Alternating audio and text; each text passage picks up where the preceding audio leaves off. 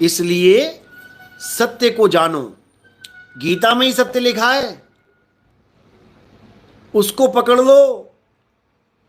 गीता में लिखा है कि आत्मा सत्य है, जान लिया ना। पकड़ोगे कैसे? गीता में ही लिखा है कि गुरु की शरण में जाओ। अध्याय 4 34वां श्लोक पढ़ो।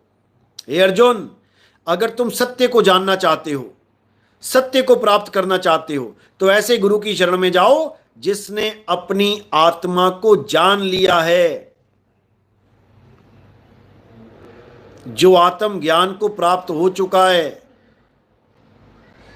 जो आत्म ज्ञान में रमण कर चुका है, वही तुम्हें तुम्हारी आत्मा का ज्ञान करा सकता है, वही सारे भ्रम खत्म कर सकता है। एक बार सत्य का बोध हो जाने पर तुम कभी भ्रमित नहीं होगे। गीता का ज्ञान है ये। जो वो बकवास कर रहा है गाजीपुर वाला कि ऐसे वैसे वैसे, अरे भाई जहां सत्य लिखा है उसको मानना चाहिए, वहां पक्षपात नहीं करना चाहिए कि मैं कबीरपंथी हूं, मैं नहीं मानता गीता में जो लिखा है, मैं नहीं मानता कुरान में जो लिखा है, मैं नहीं मानता बाइबल में जो लिखा है, मैं नहीं मानता गुरु ग्रंथ साहब में जो लिखा है, मैं तो कबीरपंथी हूं।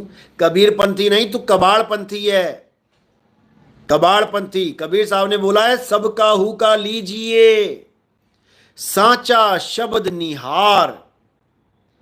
किसी भी ग्रंथ में अगर कोई सच्ची बात लिखी है उसको अपनाना चाहिए, क्योंकि वो सत्य है, और सत्य को धारण करने से ही हर इंसान धार्मिक कहलाता है। असत्य को धारण करके धार्मिक नहीं रह जाता, वो अधर्मी हो जाता है।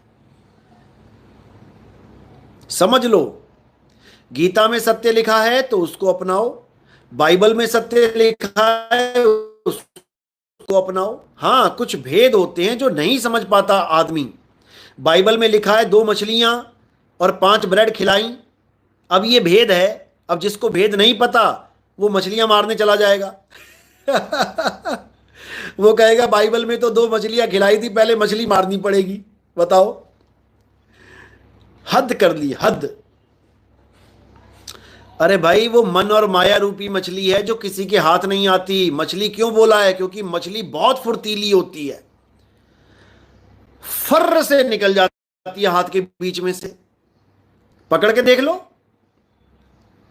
ये मन और माया तुम्हारे हाथ आने वाले नहीं है जब तक कांटा नहीं लगा दिया।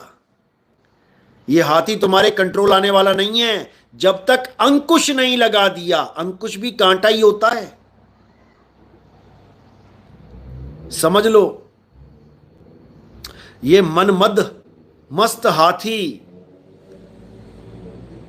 और ये माया, क्योंकि दोनों एक ही रूप है, इसी को 2 मछली बोला गया है बाइबल में।